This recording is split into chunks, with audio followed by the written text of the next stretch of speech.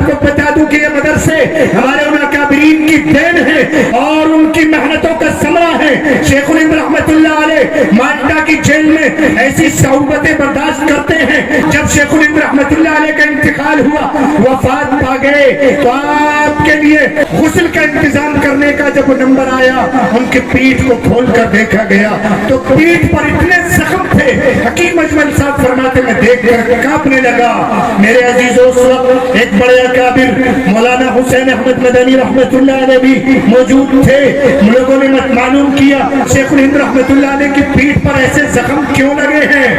وہ لوگ کہنے لگے ہم اس سے واقف نہیں ہیں. حضرت نے فرمایا مولانا حسین احمد مدنی ان کے ساتھی ہیں, وہ جانتے ہوں گے کہ کیا معاملہ ہے. اس وقت مولانا حسین احمد مدنی کلکتہ کے اندر موجود تھے. جب شیخ الہند رحمت اللہ علیہ کی وفات کا علم ہوا, وہاں سے سفر کر کے آپ کے جنازے میں شرکت کی. لوگوں نے معلوم کیا کہ یہ کیا وجہ ہے, آپ کی پیٹھ پر یہ داغ کیسے ہیں, یہ نشان کیسے ہیں. تو فرمانے لگے اور رونے لگے کہ حضرت شیخ الہند رحمت اللہ علیہ نے مجھ سے کہا تھا کہ ایک راز ہے, اس کو کسی کو مت بتانا. اب تو حضرت کا انتقال ہو گیا ہے, وفات پا گئے ہیں. آج میں اس راز کو بیان کر دیتا ہوں, اور مدرسے میں پڑھنے والے, پڑھانے والے اور مدرسے سے فائدہ اٹھانے والے ان علماء کے لیے یہ ایک نصیحت اور یہ ایک پیغام اور یہ ایک امانت دیے جاتا ہوں کہ جس وقت حضرت شیخ الہند رحمت اللہ علیہ مالٹا کی جیل میں تھے تو انگریز آپ سے یوں کہتا تھا, محمود حسن دیوبندی آپ کیوں نہیں کہتے تھے کہ ہم آپ کے ساتھ ہیں, آپ کیوں نہیں کہتے تھے کہ انگریز کی فوج میں داخل ہونا جائز ہے, ان کی حمایت کرنا جائز ہے, آپ ہماری حمایت کیوں نہیں کر لیتے. میرے عزیز دوستوں بزرگوں, آپ اگر جانیں گے اور سنیں گے تو آپ کے روح کانپنے لگے گی, روکتے کھڑے ہو جائیں گے.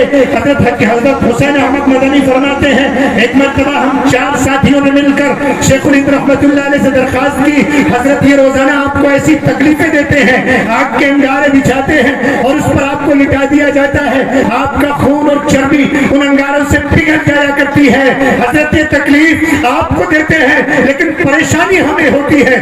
آپ جانتے ہیں کہ وہ حضرت امام احمد بن حنبل رحمت اللہ علیہ نے ایک کتاب الحیل لکھی ہے جس کے اندر طرح طرح کے حیلے بیان کیے ہیں. آپ کوئی ایسا حیلہ تلاش کر کے ان کے سامنے پیش کر دیجئے تاکہ آپ کو تکلیف دینے میں یہ لوگ کمی محسوس کرنے لگے اور آپ کو یہ تکلیفیں کم ہو جائے. کہنے لگے حسین احمد آپ نہیں جانتے میں کون ہوں, آپ سمجھتے ہو میں ہندوستان کا ایک باشندہ ہوں, نہیں, آپ سنیے کہ میں بلال کا وارث ہوں جس نے مکے کی تپتی ہوئی زمین پر پتھروں پر لیٹ کر آقا مدنی محمد عربی صلی اللہ علیہ وسلم کے کلمے کو بلند کیا ہے. آپ نہیں جانتے میں سمیہ کا وارث ہوں, آپ نہیں جانتے میں خبیب رضی اللہ عنہ کا متوالا ہوں, آپ نہیں جانتے میں اس نبی کا جیارہ ہوں جس کے لیے بڑے بڑے صحابہ نے قربانیاں پیش کرتی ہیں.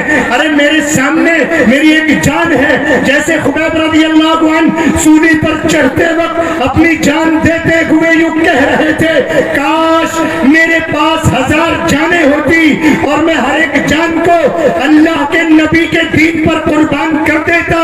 میں آج تمہارے سامنے کہتا ہوں یہ انگریز مجھے بار بار تنہائی میں سب کے سامنے قتل کرنا چاہیں, پریشانیاں دینا چاہیں, میں کبھی بھی اللہ کے دین کے خلاف ان کے موافق نہیں ہو سکتا ہوں.